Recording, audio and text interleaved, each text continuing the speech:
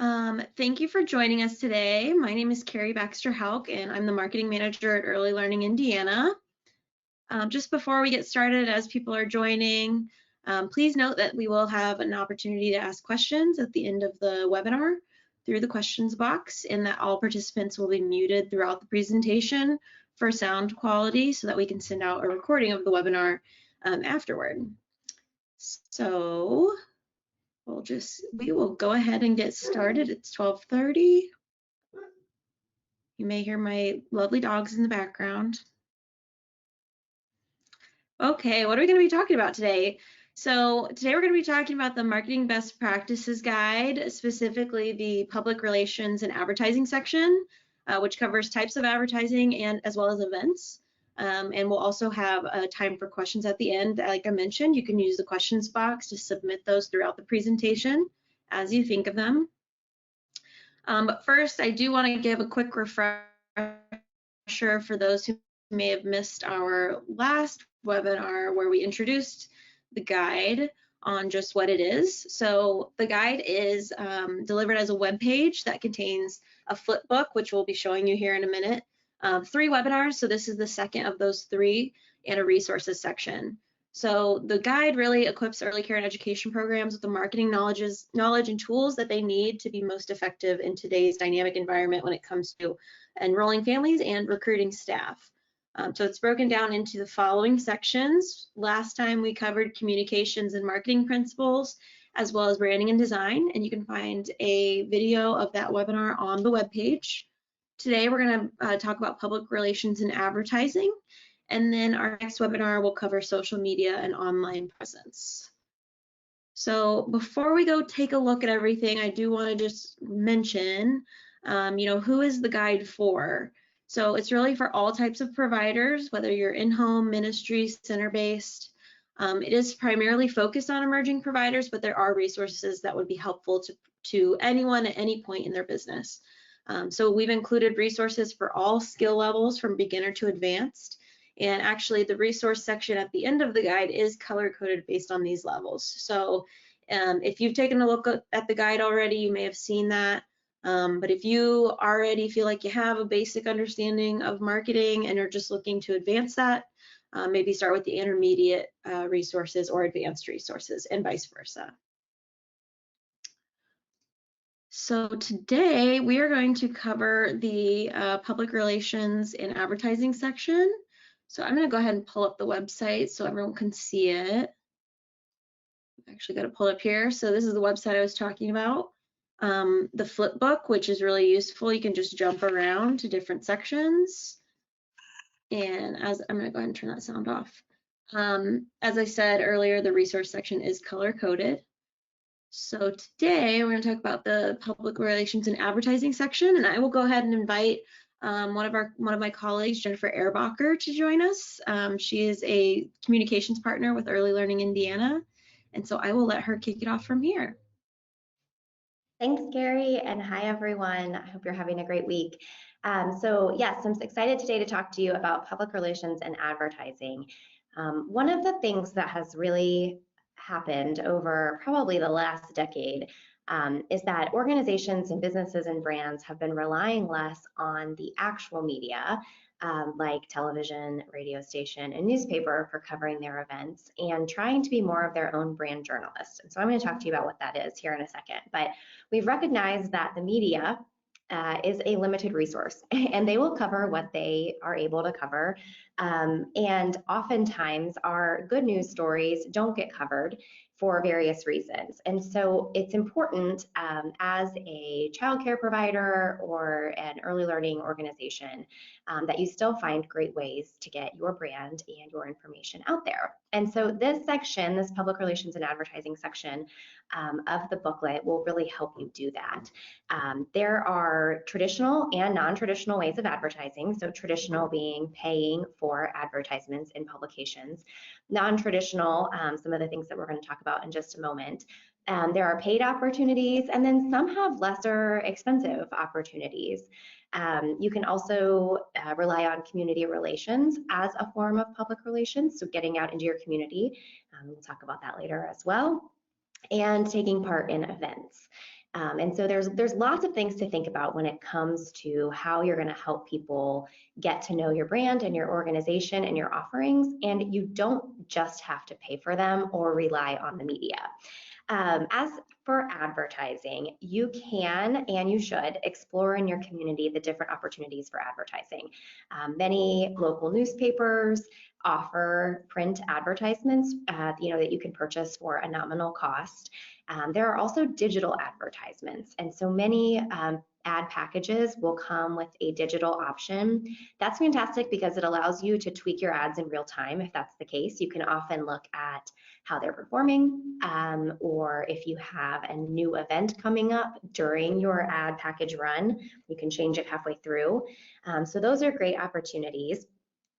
You can also look for lesser cost, freer options. Looking at other places in your community, like a church bulletin or, another organization that you could partner with who would reach a similar audience that has an advertising opportunity. And so think outside the box, not just through your local newspaper. I know, many small communities may have a newspaper that runs once a week, or you may not have one at all. So definitely think about where the people are that you're trying to reach and what advertising opportunities might be available there. I want to talk a little bit more about local newspapers, TV, and radio. Depending on the size of your community, you may have many newspapers, television, and radio opportunities, or if you're in a smaller community, you might have something that's more regional. No matter what it is, spend some time figuring out what those publications are. You as a person who lives there likely know what they are. Make a list of those, and you can spend some time on their website identifying the news desk, the editor, or the person that's in charge of news and the publication. Those are the people that you want to reach out to when it comes to sharing your good news for news purposes. So shifting from advertising now to earned media, which is getting your organization into the news outlet, into the press for a good news story that you want them to focus on. So you want to identify who those news contacts are in your community. At television stations, if you have one, it is the assignment editor or a local reporter. At a newspaper, it's the editor. At a radio station, there's a newsroom. And so you want to understand who those people are. An email address or a phone number is great if you can find it. When it comes to what kinds of stories you want to share, pick up the phone, send an email, let them know about good things that are happening in your program. It might be a grant opportunity, maybe you're offering a new kind of curriculum or a summer enrichment program, or helping children stay fresh over the summer. Think about any of those things that you just might be doing. Those are great to type up a blurb about. Offer to help connect them with yourself as a program leader and maybe a family they can speak to. It's always so important to offer them a family, because the news wants to speak to someone that it's impacting, not just the person that, of course, is going to say something great about the program because you own it or run it. And so having those and including that in your email or in your phone call will help increase your chances of getting your story covered. And then another great thing to do is to introduce yourself and offer yourself as a source. So if they're ever covering something like childcare access or availability or affordability in your community, letting them know that you're somebody they can reach out to interview for the story. The news outlets are always looking for sources, and if you can be an expert source, that will help increase your chances of getting coverage. But as I said, we really can't rely on the media to cover everything we want them to. There's just not enough print space, airtime. Oftentimes more traumatic or bad news stories fill that. And so be your own journalist, write your own stories. You can do that in the form of blog posts or articles that you send home to families in newsletters. If you have a website for your childcare program, post them as a blog post, share them on social media. It's a really great way to have your own stories told through your voice and through your lens, and to be your own newsroom, your own media outlet. And in today's world, that's becoming more and more popular, and it's just a really great way to keep people in the know and promote your program so that you can, get the coverage you deserve. So that's what I wanted to talk about today. I will be on if you have any questions. I'm happy to answer those later on. But right now, I would like to introduce you to Jai Guess. She is Manager of Corporate Communications for Early Learning Indiana. Hi, everyone. Thank you so much, Jennifer. Um, so just to expand a little bit on what Jennifer was talking about in terms of social media and web platforms, she did a great job at introducing this section in terms of how traditional media has shifted a little bit, and everyone now is a content producer. So we are all enabled or are empowered to tell our own stories, and we all have platforms to do that. So with your social media pages for your business, so Facebook, Instagram, LinkedIn, Indeed, and we'll talk a little bit more later about Handshake and Google. Um, you're always this is your avenue to, like Jennifer said, tell your story and put your information out there. um, the other thing with Facebook and Instagram is that you can purchase advertisements on there. So there are very customizable and easy ways for you to do paid media on there. Just like in traditional media where you can buy an ad in a newspaper, you can now buy ads on social media.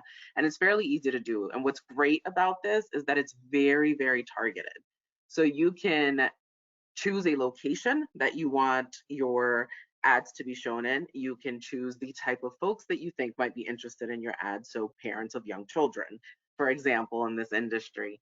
And what's great about this is that you can send your content out there and you can see the feedback in real time. So you can see what your return on investment is. Is this ad working for you? Are you getting the leads that you're looking to get in that way?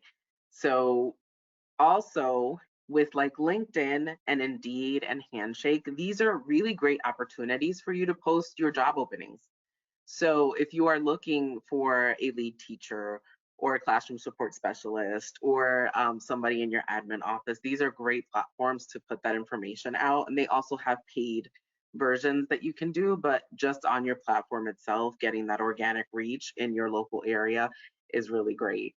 Um, Google as well, if you are considered a nonprofit, you can apply for a Google grant and receive up to 10,000 per month to spend on Google advertising. And we have a link in here so that you can, within the handbook, that you can click on and directly apply. So it gives you all the details on that. Um, and again, like Jennifer mentioned, with blogs, it's a great way for you to stay connected to those families that are already in your center and keep that engagement going, as well as reaching anybody who may have expressed interest in your center. So if you had an event and you had a sign-in sheet where you got all those emails, that's a good content bucket for people that may not be in your center but are interested, and you can get your information out there and in front of them. And in terms of blogging as well, there's a lot of blogs that you can partner with, so bloggers that you can partner with, like for example, I know a big one here is Indie with Kids, that may be looking for stories as well. So you can pitch to them just like you would pitch to a traditional media newsroom. You can pitch to these bloggers, letting them know what you're doing, what events are coming up, what big wins you have. And sometimes they also have advertising opportunities.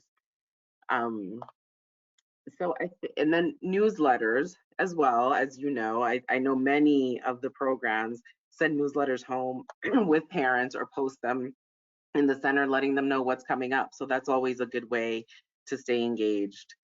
Um, and then with that, if anybody has any questions, again, I will be here staying on to the end, but I'm going to tag it over to Natalie Brake, our Senior Director of Community Outreach and Engagement. All right, thank you, Jai. I'm glad to be able to join you guys today to talk about one of my favorite things, but get into a little bit of some of the pieces that are in our guide here when it comes to those community and business partnerships, and then really to dive into how you can use events best to your advantage to get your name out there and to really build on your brand. Um, as mentioned by a couple of our previous guests here, is that there are so many people that you can partner with when it comes to those community organizations and those businesses. They are great arms to help share out your message. I do think it's really important and very intentional that this section on advertising falls right after the section really talking about your brand, because it's really important when you think about those business and community partners that you are giving them the message you want them to share. So when it talks about how you can reach out to these groups and ask if they can help you share your needs, and those needs could be things like enrolling students that you have openings and you're looking to fill. It could be needs like you're recruiting for employment opportunities because you have open teaching staffs or classroom staff positions you need to fill. But it's very important that you are empowering those partners to talk about your brand with the right words and the right way you want them to do. Because if you have a good relationship with them, they are going to share that message. And what you want them to do is share your message out with them. Important thing in there to consider is that your current families and staff are also your partners in sharing your brand. They're very important partners in sharing your brand because they live your brand every day. They know exactly what your program is. They know exactly why others should want to work for you and why other families should want to participate with you. But again, if you empower them and provide them with the necessary information to share that message appropriately, you're really helping them to take that step and to understand why they should be promoting and doing that advertisement for you. Word of mouth marketing is an incredibly great way to promote your business when you give them the right words to be able to speak about it. I don't know about you guys, but I do still ask my family and friends for suggestions when I'm looking at things. And so ensure that your families and staff have the right words to talk about the care and to be able to use all of these resources like their own social media to be able to promote what you're doing. All right, so the next few pages of the guide here dive into that part that I said is one of my favorite things that I get to do in my role with Early Learning Indiana is events. And there are a multitude of events and ways that you can do events as an early learning provider. Would start out by saying one of the most important things you can do is decide which events you'll be at and why you are there. So every event is not created equal. And so having a very clear-cut purpose that the reason for this event is because we're looking to celebrate an achievement, such as a grand opening. Or the reason for this event is we're looking to engage potential new families through a tour. The reason for this event is an open house because we have a lot of our community members who maybe don't understand what our program is, and we're trying to invite them in to see it. Or we're specifically looking to focus on recruitment and we're doing an event specifically to hire. Having a sense of what that event is can help you to better plan your event and to really consider the audience in mind. Because even though your audience as an early care provider does include families, it does include children, and it includes partners and communities, we will have more successful events if we cater to that very specific purpose for that time.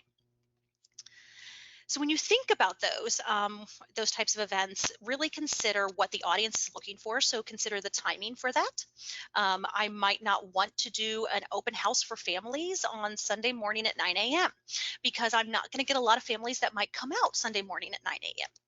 On the same vein, if I'm doing something that's a hiring fair and I anticipate that I may be hiring people who would want to work with me because they have a passion for children and they have children of their own, should I ensure that I'm providing childcare during our hiring event? So really think about who you want to come through the door for that event and what they might need when they do come through that door.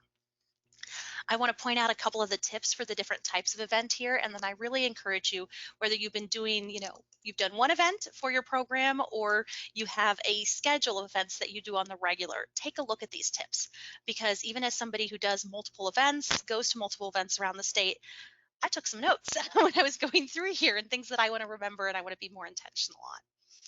So that grand opening, if you have something that is definitely that newsworthy, you heard Jennifer and Jai both mention about really using those newsrooms, whether they're traditional newsrooms or whether those are kind of the social media type newsrooms. If you have something that's a feel-good story, such as a grand opening, that's a really great opportunity to engage those around you who can amplify that story. It also speaks into the greater community issues around childcare access and how you're working to ensure that children are in high quality care. When you think about those types of things, it's always a great idea, and there's a tip in there about ensuring that you can have children participate in really appropriate ways. So it's an opportunity to have children hold the ribbon, to have children there in t-shirts or with your brand very visible so that people can make the connection to the work that you're doing. Has some information in the guide here about tours and open houses. So opportunities where you may be engaging families. Really important to consider when you're doing your tours is making the next steps very clear and easy for families. So I love the pieces that it has in here about, ensuring at the end of the tour, they have the information to contact you, to do the enrollment if they're ready to, and to do the next steps. Also important to follow back up with those families and to consider how you would follow back up with them if it's a survey about the tour. And there's a couple of tips in the guide about ways to do free surveys, as well as considering the way that you offer the tour if that's engaging to the families when they come in. If you haven't already looked at it, there is a free tour feature on the Early Learning Marketplace that can help with scheduling tours, because it is very crucial to ensure that you have families coming to see you and it works for both them and you. And that way you're able to truly give them insight into your program in a way that helps them make the best decision about what they would want to do when it comes to childcare for their family. When you think about those open houses can be a great time to engage many prospective families, especially if you have many on your wait list and you have spots that have opened. But it's also a great time to invite in potentially community partners to be able to see a little bit into the program and what you're doing. So you'll want to consider the specific target audience that you're looking to engage, if it's really family focused or it's broader community focused when you plan that. And there are ways to do your open house. You can do self-serve, you can do one-to-one. You can really set it up that there's a structured time and then an unstructured time. But it's important to remember when you're doing open houses and other events that nobody is as familiar with your site as you are. So while in your mind, it may be very obvious to go to a certain door to come in, or that it may be very obvious the flow of traffic that you want within your center, it will not be obvious to the new people. So it's a great opportunity to reinforce your brand as well while you're doing that. And so having signs, having balloons, having greeters who are your team members there to really make that event flow is very important, and you can do that. It's also a great opportunity to incorporate family engagement and to have things that families can do when they do come. And again, with that, really important that you have the next steps clear and easy. You wouldn't want any families that come to visit to not understand how they can contact you if they are interested in attending your program and to know what they could do. On the other side, going from kind of the younger spectrum that you might have students coming in to a little bit more the adult spectrum, we know that in order for you to fill your classrooms, you also have to have teaching staff. And so recruitment is a big topic right now, and it's also a big opportunity for you to really stand out and to find the employees that you want to have. And you can do these by either holding your own or joining on to other hiring fairs. So those are a great opportunity to effectively attract, screen, and interview potential employees. So you can set up your event for your hiring fair to really be the first few steps in the hiring process for somebody who you have attend and who you realize is an employee you want to engage. So I already mentioned considering offering childcare, considering there is a link in here to do an RSVP link if you've never done those before, so people can sign up for specific time slots as well. It's also important here that this might be structured a little bit different than maybe some of your other events if you've never done that, because this is really about what do potential employees need to know about me as an employer versus what do families need to know about the care we offer. So considering things that they might want to know, like your benefits, pay, hours, as well as helping them to see your company's culture and really information about your mission, all those things that you've developed through your brand work. We talked about some of those partners that you could work with. It's also a great opportunity to join existing hiring fairs that are already happening within your community and to be a part of a movement of ensuring that people who are looking for work within our industry are finding the right places to work at. On the next page of the guide here, it walks through a little bit about some tips just to set up your space at any of these events or other events that you might be going to, whether that be these events that you're holding yourself or whether you're now exhibiting at somebody else's event and you have like a typical booth space set up when there's many other booths around. So it is very important to understand the audience for the different events and who you might engage. I will say one of my favorite things to bring up when we're talking about events, because I see this all the time, when you are doing an exhibitor space, it is really an opportunity to practice your editing. So when you think about all of the messages that you want people to know about your organization, all of the things that you want them to know about the great work that you do, and when you think about all the things that you have that you could show that, you have to cut it down to a 6-foot by 6-foot space sometimes, and really focus in on the 1 to 2 actions that you want them to take, the 1 to 2 messages you want them to remember. And so avoiding bringing too many items, avoid bringing too many messages that can be confusing. If you want people to walk up to your space and remember just one thing, what's the one thing you want them to remember? If there's an action you want them to take after walking up to your space, do you have clear ways for them to take that action?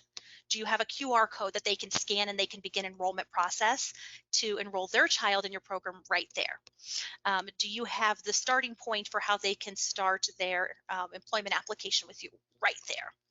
And do you have something fun that might draw people into your booth?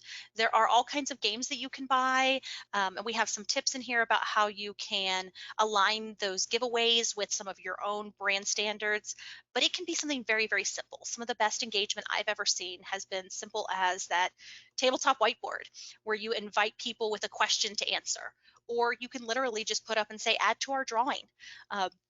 I have never seen a family come by with preschoolers and there's a chalkboard on child level and they're not ready to help add to your drawing if it's a community drawing that they can do there. So having that type of engagement, it's a way to reinforce with your actions what your brand is.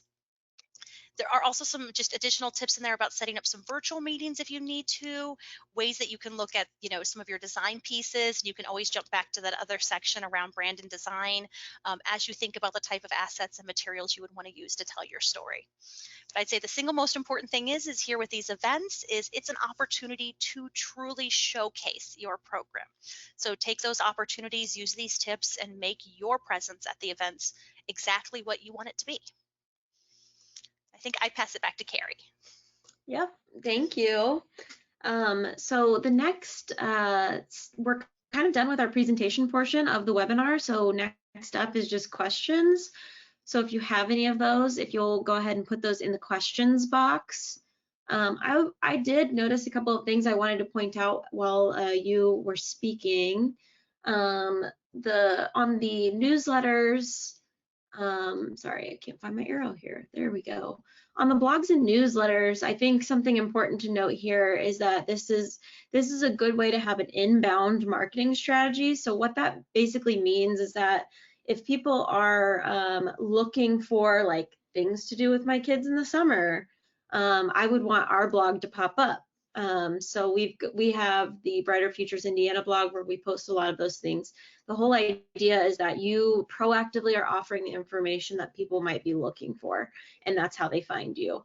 So that is a reason to invest in that strategy, because it does involve creating a lot of content, but that content can be used in so many different ways. So it can be used for this inbound marketing for people to come find you. It can be used with the families that you already have as family engagement, which just offers them a way to be connected to your center, which is going to increase their experience with your program, which is always a good thing to invest in. So that's just one thing I noted while we were talking. And then the other thing that you talked about, Natalie, was letting people know what your message is. So when you're talking with partners and you want them to share your message, one of the resources that we included in this guide is a toolkit that we created around Early Learning Marketplace. So we wanted our partners of Early Learning to promote the marketplace so that providers could find out about it. And this is just a good example of how you can prepare those messages at the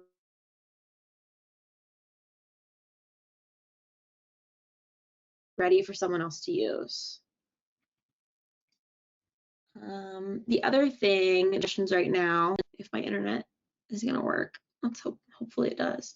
In our branding and design section, we do have some examples of flyers that you can use for enrollment and recruitment. So I would highly suggest you check out that section when you're thinking about what to have at your booth. I don't think my internet's going to work. Can you still hear me okay?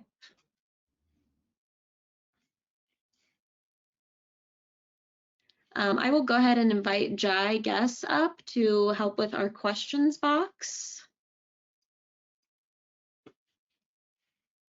Okay, so we do have one question from McClellan Whalen. Hi, will the links that were discussed, such as for the nonprofit Google grant, be posted? I do not see them. Carrie, would you mind going to that page on the guide? Yes, I will. So that is on page 22. So you can find out more about what the about Google Ads in general here. And then you can find out more about the Google Ad grants for nonprofits here. So it's So it right just kind of within tells the, you about it. Go ahead. No, I was just gonna say it's Go right in the guide, and that will be linked in an email after this meeting. So if you have not visited the page, you will get an email that has a link directly to it, and you can just flip through all the pages and find it right in there. Yep. We also have a resource section on the website if it's just easier to look that way at the bottom, as well as our resources section here. So PR and advertising, we have Google Ads, nonprofit grants.